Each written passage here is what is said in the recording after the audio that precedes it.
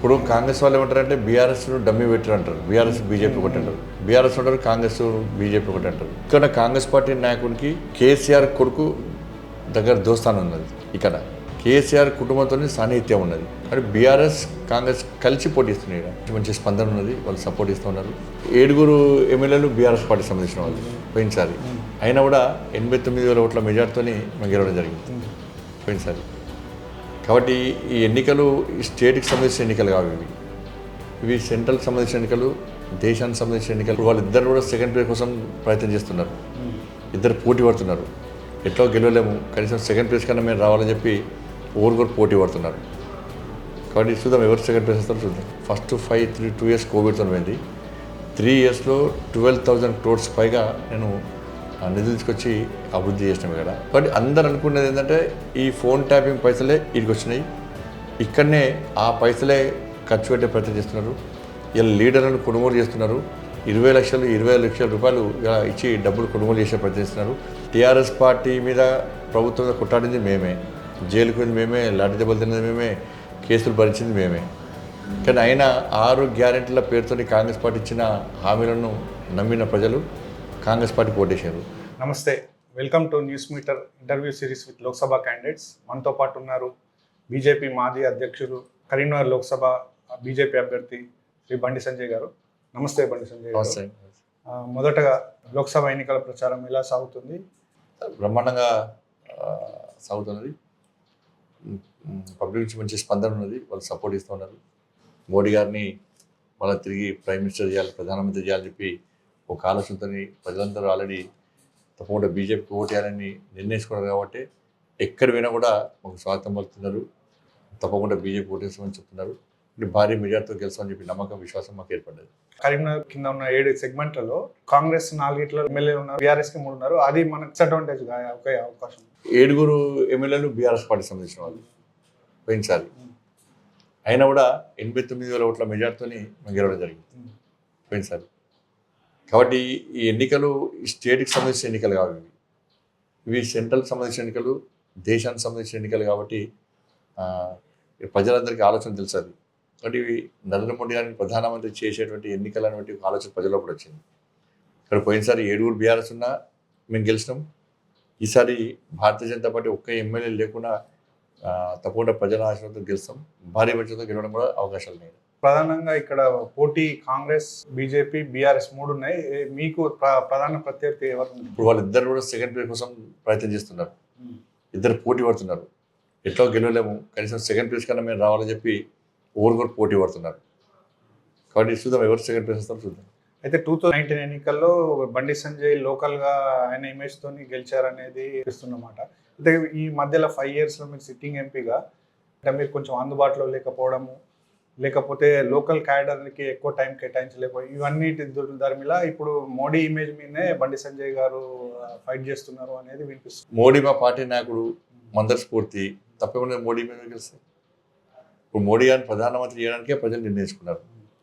కాబట్టి నేను గతంలో కూడా ఇవాళ ఫస్ట్ 2 ఇయర్స్ కోవిడ్తో పోయింది.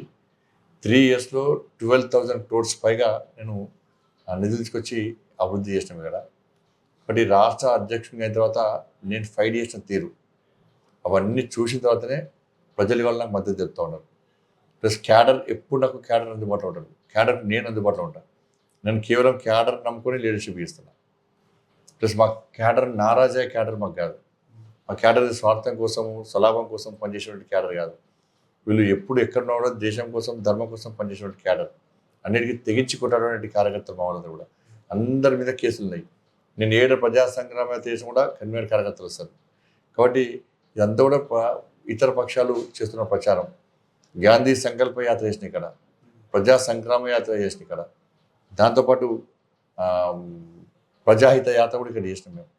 అనేక సందర్భాల్లో ఇక్కడ నేను రెగ్యులర్ టూర్ చేస్తూ ఉంటాను. రెగ్యులర్గా టూర్ చేస్తుంటాం. ప్రజలందరూ కూడా సంజయ్ మావోడు, మేము తయారు చేసిన కార్యకర్త అని చెప్పి ప్రజలందరికీ ఆలోచన ఉంది. కాబట్టి తప్పకుండా మోడీ గారి ఇమేజ్తోని ఇక్కడ మోడీ గారు కన్వీనర్ పార్లమెంట్కి ఇచ్చినటువంటి ఈ ఫండ్స్ విషయంలో కానీ ప్రజలకు అర్థమైంది. కాబట్టి మేము భారీ మెజార్టీతో గెలుస్తుంది. ఇప్పుడు ఇంకోటి ప్రధానంగా వినిపిస్తుంది అంటే కాంగ్రెస్ కొన్ని కాన్స్టిట్యున్సీస్ లో బీజేపీ క్యాండిడేట్స్ ని బెనిఫిట్ అయ్యేందుకు వీక్ క్యాండిడేట్స్ ని పెట్టడం జరిగింది. అలాంటిది కొన్ని చెప్తే కరీంనగర్ కానీ మల్కాజ్గిరి కానీ వాళ్ళు ఉదాహరణ చెప్తారు. మీరేమంటారు సార్? ఇప్పుడు కాంగ్రెస్ వాళ్ళు ఏమంటారంటే బీఆర్ఎస్ డమ్మి పెట్టారు అంటారు. బీఆర్ఎస్ బీజేపీ ఒకటి అంటారు. బీఆర్ఎస్ ఉంటారు, కాంగ్రెస్ బీజేపీ ఒకటి అంటారు. మరి ఇక్కడ కొట్లాడి టికెట్ తీసుకుంటారు కాంగ్రెస్ పార్టీ నాయకులు. ఇక్కడ అన్నిటి వేరు, ఇక్కడ వేరు. కరీంనగర్లో ఇక్కడ కాంగ్రెస్ పార్టీ నాయకునికి కేసీఆర్ కొడుకు దగ్గర దోస్తానం ఉన్నది. ఇక్కడ కేసీఆర్ కుటుంబంతో సాన్నిహిత్యం ఉన్నది. కాబట్టి ప్లాన్ ప్రకారము ఇలా సెకండ్ ప్లేస్ బీఆర్ఎస్ రావాలి. నేను బీఆర్ఎస్ పార్టీ అభ్యర్థిని పోటీ అయ్యా అని చెప్పన్నాడు. నేను ఎటువంటి పోటీ అయ్యా, ఇది థర్డ్ ప్లేస్ పోతామంటే కేసీఆర్ గారు బలవంతంగా పోటీ చేయించిన అతను. కాబట్టి పోటీ చేసినప్పుడు కనీసం సెకండ్ ప్లేస్ అన్నా రావాలని చెప్పి ఆలోచనతో ఈరోజు బీఆర్ఎస్ పార్టీని సెకండ్ ప్లేస్ తీసుకోవడానికి కాంగ్రెస్ పార్టీ నాయకుడే ఇలా బీఆర్ఎస్ కుమ్మక్కాడు. అందుకే ఈ ప్రాంతంతో సంబంధం లేనటువంటి వ్యక్తిని ఇంతవరకు ఎప్పుడు కనబడిన వ్యక్తి తీసుకొచ్చి వాళ్ళ ఎన్నికలు నిలబెట్టాడు. కానీ బీఆర్ఎస్ కాంగ్రెస్ కలిసి పోటీస్తున్నాయి, కలిసి ముందుకు వస్తున్నాయి. రాష్ట్ర వ్యాప్తంగా ఫోన్ ట్యాపింగ్ ఇష్యూ సంచలనంగా మారింది. అయితే కరీంనగర్ లోక్సభ సెగ్మెంట్ లో అది బీఆర్ఎస్ కాంగ్రెస్ ముడిపడి ఉన్నట్టు అంటున్నారు. ఇక్కడ ఇప్పుడు ఫోన్ ట్యాపింగ్ లో ప్రధాన నిందితుడిగా ఉన్నటువంటి పేర్కొట్టబడుతున్న వ్యక్తి, చెప్పబడుతున్న వ్యక్తి ప్రభాకర్ రావు. ఇక్కడ అశోక్ రావు గారిని ఇక్కడ కాంగ్రెస్ పార్టీ నాయకుడు, వాళ్ళ వియ్యంకుడే ప్రభాకర్ రావు గారు. కాబట్టి అందరు అనుకున్నది ఏంటంటే ఈ ఫోన్ ట్యాపింగ్ పైసలే ఇడికి వచ్చినాయి, ఇక్కడనే ఆ పైసలే ఖర్చు పెట్టే ప్రయత్నం చేస్తున్నారు. ఇలా లీడర్లను కొనుగోలు చేస్తున్నారు. 20 లక్షలు 25 లక్షల రూపాయలు ఇచ్చి డబ్బులు కొనుగోలు చేసే ప్రయత్నం చేస్తున్నారు. ఖర్చు మొత్తం వాళ్ళే పెడుతున్నారు.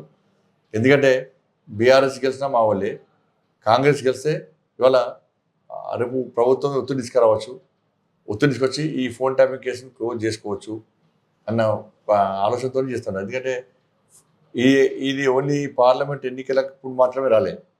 ప్రభాకర్ అనే వ్యక్తి ఇంటెలిజెన్స్ ఆఫీసర్, చాలా అనుభవం ఉన్న వ్యక్తి. మా అందరిని ఇబ్బంది పెట్టింది ఆయనే. మమ్మల్ని ఎప్పుడు అరెస్ట్ చేయాలన్నా మా ఫోన్ ట్యాపింగ్ ఎంత మురికతో ఉంటే, నేను ఏ ప్రోగ్రామ్ చేసినా కూడా నా ఇంటి దగ్గర పెట్రోల్ బంక్ ఒక వ్యాన్ ఉంటుంది ఫోన్ ట్యాపింగ్ కోసం.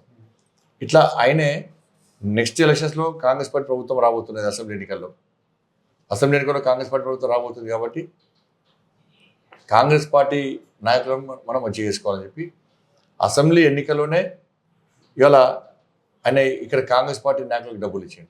అసెంబ్లీ ఎన్నికల్లోనే ఇక్కడనే ఇవాళ వియ్యంకుని ఇంట్లోనే అడ్డా పెట్టాడు. రాధాకిషన్ రావు అనే వ్యక్తి ఇక్కడ ప్రతిమాటలో 314 రూమ్ నెంబర్లో ఉన్నాడు. వీళ్ళు కలిసి ఇవాళ ఫోన్ ట్యాపింగ్ పాల్పడ్డారు. కాబట్టి అసెంబ్లీ ఎన్నికల్లోనే కాంగ్రెస్ పార్టీ నాయకులకు పైసలు ఇచ్చారు. మళ్ళీ అసెంబ్లీ ఎన్నికల తర్వాత మొన్న ఈ కాంగ్రెస్ పార్టీ అభ్యర్థికి టికెట్ వస్తుందా రాదని డౌట్ ఉండే. ఎందుకంటే ముఖ్యమంత్రి గారు ఒక పేరు ఎప్పుడు, వీళ్ళ పేరు ఎప్పుడు, వాళ్ళ పేరు ఎప్పుడుతోని పెద్ద ఎత్తున గల్లీ నుంచి ఢిల్లీ వరకు పైసలు ఇచ్చి ఇలా కాంగ్రెస్ పార్టీ అభ్యర్థి టికెట్ తీసుకున్నాడు. ఈ పైసలు కూడా ఫోన్ ట్యాపింగ్ పైసలు అని చెప్పి ఒక చర్చ ఇలా కరీంనగర్లో జరుగుతుంది. కాదు మళ్ళీ దాంతోపాటు ఈ మధ్య Congress party phone tapping case గురించి మర్చిపోయింది, ఇక్కడ మాట్లాడలేదు.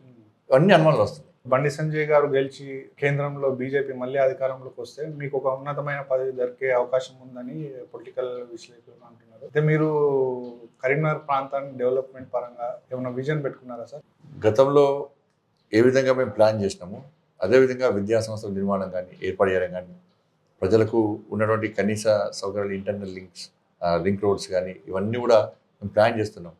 ఎందుకంటే కేంద్ర మంత్రి భారతీయ జనతా పార్టీలో మనిషి పార్టీ ఏ నిర్ణయం తీసుకుంటే ఆ నిర్ణయానికి కట్టుబడి ఉండే వ్యక్తులు. మేము మంత్రి పదవి కోసం ఎన్నికల్లో పోటీ చేస్తలేం. మంత్రి పదవి రావడానికి మేము కష్టపడి పనిచేస్తున్నాం. నరేంద్ర మోడీ గారు ప్రధానమంత్రి చేయాలి, దాని ద్వారా మేము ఇక్కడ గెలిస్తే నిధులు ఎక్కువ వస్తాయి. పోయినసారి సిఆర్ఎఫ్ ఫండ్స్ ఉండే, తెలంగాణకు వచ్చిన దానిలో 30% కరీంనగర్ తీసుకొచ్చిన, గ్రామీణ సరుకు యోజన పైసలు ఎక్కువ కరీంనగర్ తీసుకొచ్చిన. ఇట్లా అనేక అంశాలు ముడిపడి ఉంటాయి. కాబట్టి ఇలా కేంద్రంలో ఏర్పడేటువంటి ప్రభుత్వం ఏర్పడే పార్టీకి ఓటేస్తే ఎక్కువ నిధులు వస్తాయని చెప్పి ఇలా అనుకుంటాం. కాబట్టి అందుకే గెలిపించాలని కొడుతున్నాం, గెలవాలని తాపత్రయపడుతున్నాం. ఇంకోటి, మీరు అధ్యక్షులుగా ఉన్న 3 ఏళ్ళు బీఆర్ఎస్ పై రాజీలేని పోరాటం చేశారు. 2028 వరకు బీజేపీ పాత్ర ఎలా ఉండబోతుంది రాష్ట్ర రాజకీయాల్లో? ప్రజలకు నిర్ణయం ఒక తీర్పునిచ్చారు, దాన్ని తప్పకుండా శీర్ష వహిస్తాం. మేము టీఆర్ఎస్ పార్టీ మీద ప్రభుత్వంగా కొట్టాడింది మేమే, జైలుకు మేమే, లాంటి దెబ్బలు తిన్నది మేమే, కేసులు భరించింది మేమే. కానీ అయినా 6 గ్యారెంటీల పేరుతో కాంగ్రెస్ పార్టీ ఇచ్చిన హామీలను నమ్మిన ప్రజలు కాంగ్రెస్ పార్టీకి ఓటేశారు. 100 రోజులు కూడా 6 హామీలు 6 గ్యారెంటీలు అమలు చేస్తున్న కాంగ్రెస్ పార్టీ ఇంతవరకు దాన్ని అమలు చేయలేకపోతుంది. కాబట్టి మళ్ళీ మా బాధ్యత ఏంది, మళ్ళీ ప్రజలను కాపాడు కోసం మళ్ళీ ప్రభుత్వం మళ్ళీ ఫైట్ చేయడమే.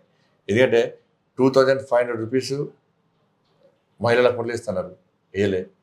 4000 రూపీస్ ఆస్తార పెన్షన్ ఇస్తున్నారు, ఏలే.